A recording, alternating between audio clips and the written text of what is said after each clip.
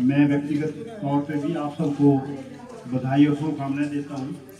और विशेष तौर पे जो गणतंत्र दिवस है और आज जिसको संविधान जब से इस देश में लागू हुआ है, वर्तमान परिस्थितियों में उस पर कई तरह का हमला भी है इस हमारे जो संविधान के ऊपर। तो उन खतरों को भी हमें देखना पड़ेगा कि जब ये संविधान हमारे देश में लागू हुआ था, उसको हमने अपनाया था, और उसके बाद का जो सफ़र है पिछले 75 वर्षों का, उसमें काफ़ी चीज़ें आज के दौर में उसमें बदलाव भी हो रहा है, उसको आप महसूस भी कर रहे हैं। तो मेरा तो ये कहना है कि हमारा एक सच्चा दिवस के ऊपर ये शपथ होनी चाहिए कि जो संविधान हमने अपनाया है 1950 में, उसकी रक्षा करने के लिए भी आज हमें एक जद्दोजहद, एक संघर्ष, एक लड़ाई फिर से लड़नी पड़ेगी उस संविधान को बचाने के लिए। तो वो तो एक बात है जिसके बारे में आप सब लोग बुद्धिजीवी हैं, बहुत से ऐसे लोग हैं जिन्होंने इस देश की रक्षा के लिए एक तरह से जंग लड़ी है, लड़ाइयाँ भी लड़ी हैं और बहुत सी कुर्बानियाँ दी हैं। आप में से जो बहुत से लोग यहाँ मौजूद हैं जो है, तो आपने तो सारा कुछ देखा है जो संघर्ष होता है आज़ादी की रक्षा करना, और आज़ादी के लिए हमारे पूर्वजों ने जिस तरह से एक लंबी लड़ाई लड़ी है, उसके बाद हम ये देश को आज़ाद करवा पाए थे और एक संविधान लागू कर पाए थे। तो आज संविधान की रक्षा करना भी एक और हमारे लिए चुनौतीपूर्ण समय है वर्तमान के अंदर। तो उसके अंदर ये भी हमें करना पड़ेगा कि जो जिस संविधान दिवस को हम मना रहे हैं, गणतंत्र दिवस को मना रहे हैं, जिसका नाम ही गणतंत्र है। गणतंत्र, ये कोई राजतंत्र नहीं है, ये कोई धर्मतंत्र नहीं है। तो उसका नाम से भी आप देखेंगे उसकी जो शुरुआती है, वी द पीपल ऑफ, कि हम इस देश के नागरिक।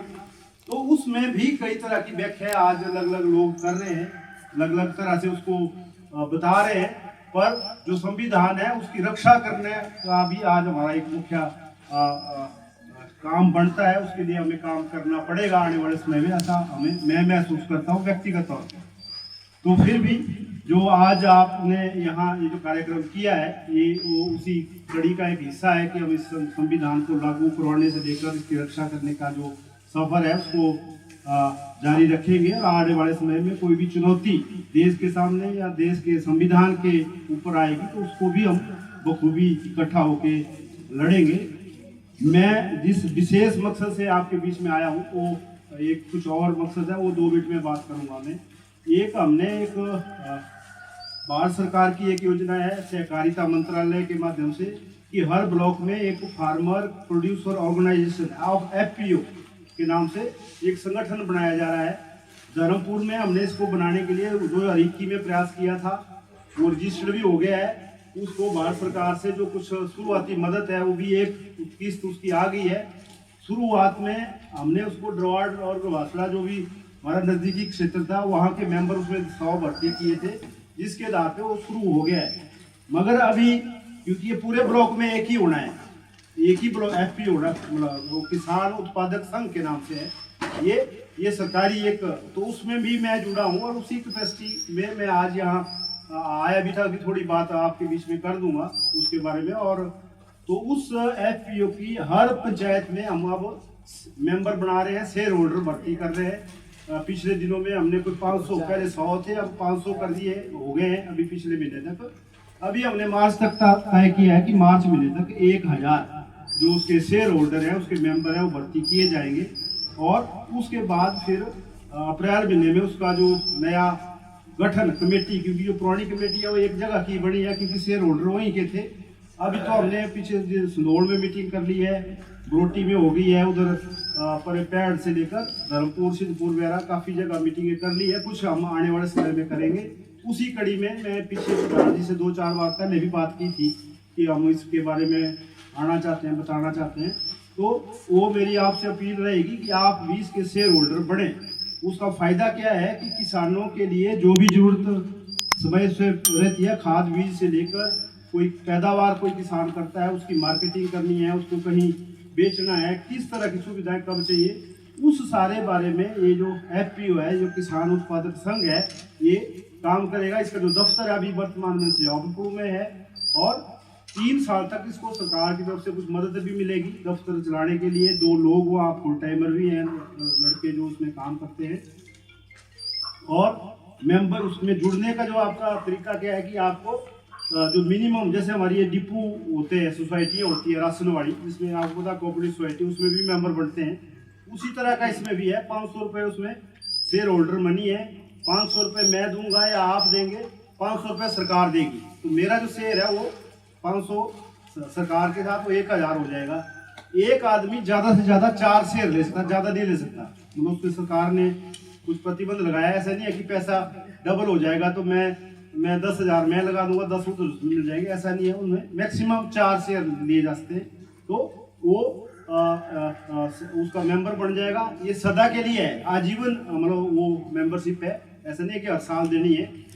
फिर बाद में जब एफपीओ बिजनेस करेगा, कोई कारोबार करेगा, तो उसमें जो लाभ होगा साल के अंत में, जैसा होता है आपको पता है, जितने भी ये बड़ी बड़ी कंपनियां उनके शेयर बिकते हैं, जैसे अमूल है, दूसरी चीजें हैं, तो उसका जो प्रॉफिट है वो शेयर होल्डर में बढ़ता है। जैसे कोऑपरेटिव बैंक है, ये भी एक सहकारी सभा का ही बैंक है उस तरह से।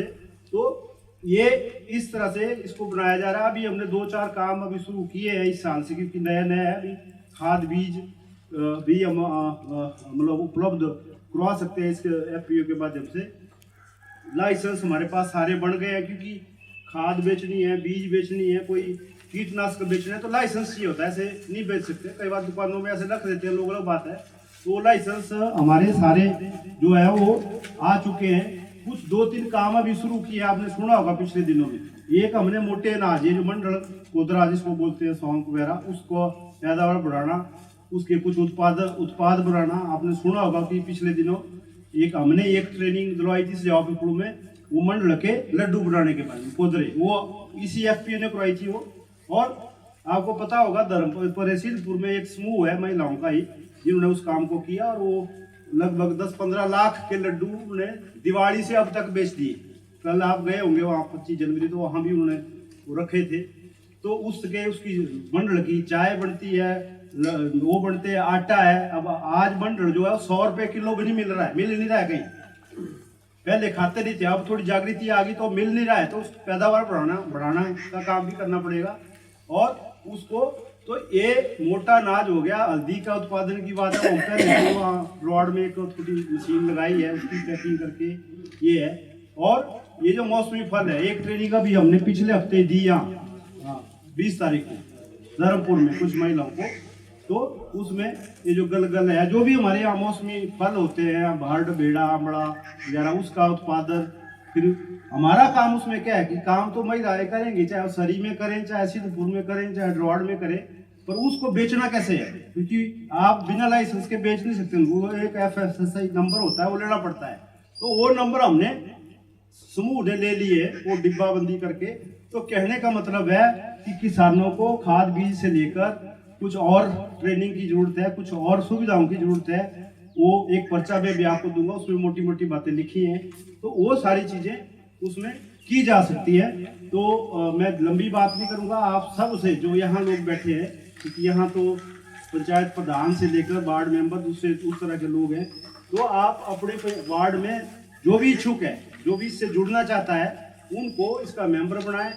मेंबर बनने के लिए मैंने बोल दिया, मिनिमम एक शेयर की वैल्यू 500 रुपये है। उसका सील कटेगी, वो आपको देंगे। आधार कार्ड आपको देना पड़ेगा साथ में, क्योंकि वो ऑनलाइन उसका सारा डाटा भारत सरकार को जाता है। फिर उस हिसाब से वो जो हमें उसकी मैचिंग ग्रांट है वो आनी होती है।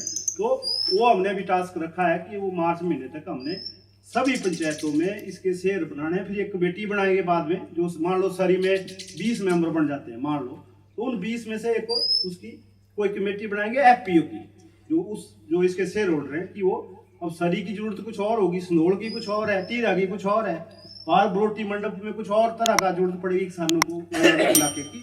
तो फिर जो उसके मेंबर होंगे, कमेटी होगी, वो फिर अलग अलग समय में अभी उसकी जरूरत देगी। अभी हमने तय किया है कि जो मंडल है, अब आपको पता है मई के अंदर उसकी बिजाई होनी है, हल्दी की भी होनी है। तो हमने कुछ बीज की मांग दे दिया, अनुमानित दी है। और अभी मैं यहाँ आ रहा था, मुझे एक डिडलू से किसी का फोन आ रहा था कि जी हमने भी बनाना है, हमने भी ये हल्दी बीजनी है, हमें भी इसके बारे में बताओ।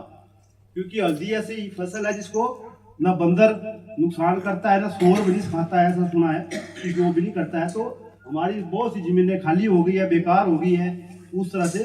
तो वो सारी चीजें की जा सकती है। तो किसानों को मदद करने के लिए ये भारत सरकार ने एक, आपने सुना होगा प्रधानमंत्री मोदी जी कई बार भाषणों में बोलते हैं किसानों के लिए हमने पूरे देश में 10,000 FPO बनाने का फैसला लिया है। ये उसी का हिस्सा है, उसी स्कीम का एक हिस्सा है। अमित शाह इस विभाग के मंत्री हैं आजकल भारत सरकार में।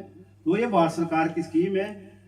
हमने कुछ पहल की क्योंकि ड्रॉड में हमने एक सोसाइटी पहले बनाई थी, तो उससे हमने कुछ फॉर्मेलिटी करके ये सैंक्शन हो गया है। तो मैं चाहूंगा कि सारी पंचायत वैसे भी जागरूक है, इस काम में भी आगे आके आप इसके मेंबर बनेंगे। फिर बाद में कभी इसकी अलग से मीटिंग भी कर लेंगे, कुछ और क्या यहाँ जोड़ते हैं, क्या होना चाहिए, क्या नहीं होना चाहिए। तो इतनी बात मैं करना चाहूंगा। तो अभी फिलहाल तो मैं चाहूंगा कि इस काम को फिलहाल प्रधान जी ही कोऑर्डिनेट कर ले। जो इसके मेंबर बढ़ना चाहते हैं बढ़ सकते हैं। फिर जो मेंबर बढ़ जाएंगे उसके बाद फिर हम एक कमेटी 2-4 लोगों की बना देंगे कि उन जो उसके शेयर होल्डर बनेंगे। आपने केवल आधार कार्ड साथ देना है, आधार कार्ड साथ चाहिए क्योंकि उसके साथ वो एंट्री उसमें होनी है। रसीद फिर बाद में कटेगी क्योंकि वो एक बार वो दफ्तर से लड़के आके उसको काटेंगे। तो इसी के साथ मैं, आपने मेरी बात सुनी, यहाँ आने का मौका मिला, फिर से गणतंत्र दिवस की बधाई। और साथ में ये जो मैंने एक आपके बीच में एक जानकारी रखी, इसके साथ भी आप जुड़े, बहुत बहुत धन्यवाद। नमस्कार।